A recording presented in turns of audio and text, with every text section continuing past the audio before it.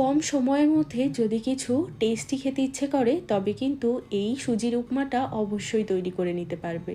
বাচ্চাদের স্কুলের টিফিন হোক বা ব্রেকফাস্ট বা সন্ধেবেলা স্ন্যাক্সের জন্য একদম পারফেক্ট একটা টিফিন। এই রেসিপিটা তৈরি করা কিন্তু খুবই সহজ আর খুব চটজলদি রান্না হয়ে যায়।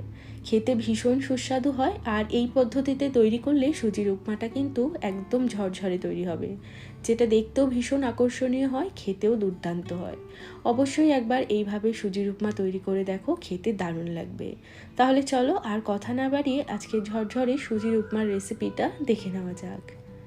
নমস্কার, আমি সুস্মিতা। আমার রান্নাঘরে সবাইকে স্বাগত জানিয়ে শুরু করছি আজকের রেসিপি। ঝরঝরে সুজির উপমা তৈরি করার জন্য সবার প্রথমে আমাদের সুজিটাকে হালকা করে ভেজে নিতে হবে।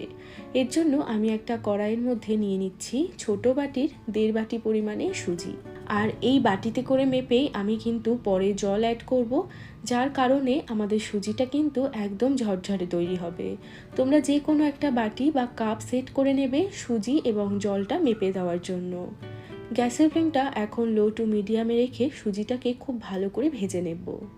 তবে এই সময় সুজিটা কিন্তু ক্রমাগত নাড়াচাড়া করে ভাজতে হবে, যাতে সুজির কালারটা একদমই চেঞ্জ না হয়।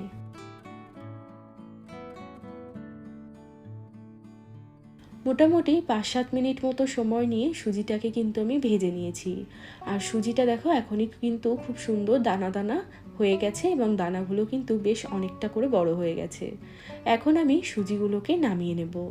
এখানে আমাদের সুজিটা কিন্তু ড্রাই রোস্ট করা হয়ে গেছে। এখন এই কড়াইয়ের মধ্যে আমি দিয়ে দিচ্ছি 2 টেবিল চামচ পরিমাণে সাদা তেল। তেল ভালো করে গরম হলে এখন এর মধ্যে দিয়ে দেব 1 টেবিল চামচ মতো চিনেবাদাম, আর তার সাথে দিয়ে দিচ্ছি 1 টেবিল চামচ কাজু বাদাম। এবার এই বাদামগুলোকে হালকা করে ভেজে নিতে হবে।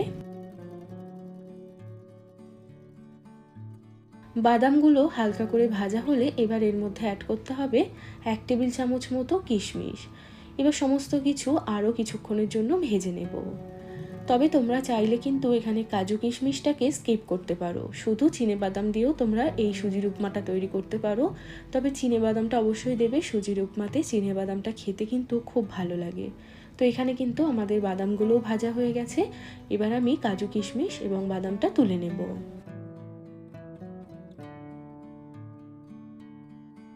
এবার এই তেলের মধ্যেই আমি দিয়ে দিচ্ছি 1/2 চামচ মতো কালো সর্ষে। তার সাথে দিয়ে দেব কয়েকটা কারি পাতা। কারি পাতা আর সর্ষেটা কিন্তু কয়েক সেকেন্ডের জন্য একটু ভেজে নিতে হবে।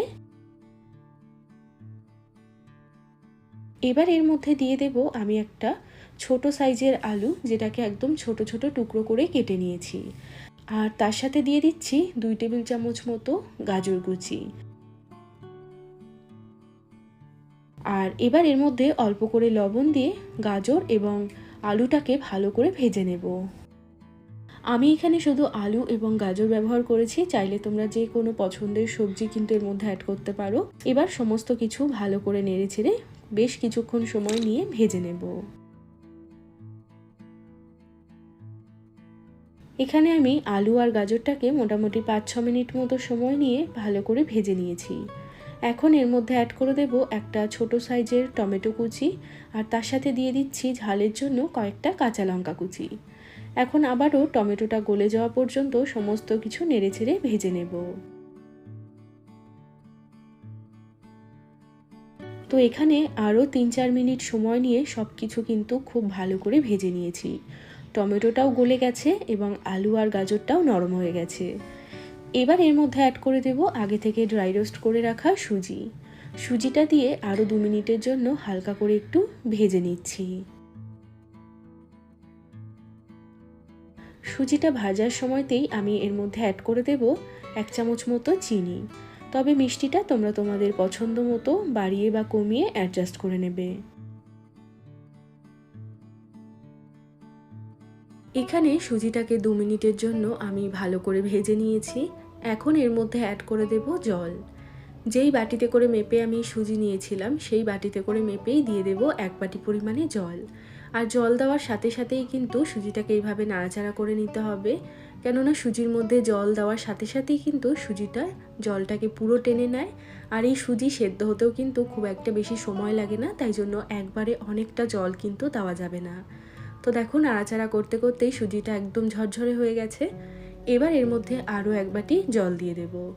টোটাল এখানে আমি 1.5 বাটি সুজির জন্য 2 বাটি পরিমাণে জল দিয়েছি, তবে জলটা এরকম ধাপে ধাপে দিতে হবে, তাহলে কিন্তু উপমাগুলো একদম ঝরঝরে তৈরি হবে। আর দেখো এইভাবে নাড়াচাড়া করে করে সুজির উপমাটাকে একদম ঝরঝরে করে নিতে হবে। 2-3 মিনিট মতো নাড়াচাড়া করার পরেই দেখতে পাবে সুজির উপমাগুলো কিন্তু একদম ফ্লাপি এবং ঝরঝরে হয়ে গেছে। সুজি সেদ্ধ হতে খুব একটা বেশি সময় লাগে না, কয়েক সেকেন্ডের মধ্যেই কিন্তু সুজি সেদ্ধ হয়ে যায়। বেশি নাড়াচাড়া করে ভাজলে আবার সুজিটা কিন্তু একটু শক্ত হয়ে যাবে। তো এবার এর মধ্যে আমি অ্যাড করে দিচ্ছি আগে থেকে ভেজে রাখা কাজু কিশমিশ এবং চিনেবাদাম দিয়ে সব কিছু ভালো করে নেড়েচেড়ে একবার মিশিয়ে নিলেই আমাদের ঝরঝরে সুজির উপমা একদম রেডি।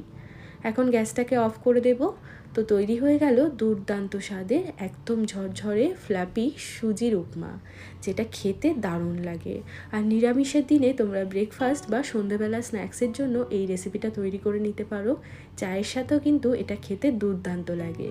বাচ্চাদের স্কুলের টিফিন বক্সেও তোমরা এটা প্যাক করে দিতে পারো, কেননা বাচ্চারাও এটা খেতে খুব পছন্দ করবে। তো আজকের এই ঝরঝরে সুজির উপমা রেসিপিটা তোমাদের কেমন লাগলো সেটা কিন্তু একটা লাইক বা কমেন্টের মাধ্যমে অবশ্যই জানাবে। চ্যানেলটিকে সাবস্ক্রাইব করে না থাকলে চ্যানেলটিকে সাবস্ক্রাইব করে রাখতে পারো যদি এরকম আরও অনেক ভিডিও দেখতে চাও। সবাই ভালো থাকবে, সুস্থ থাকবে। আমি আবারও চলে আসবো অন্য কোনো রেসিপির সাথে। আজ এ পর্যন্তই, টাটা।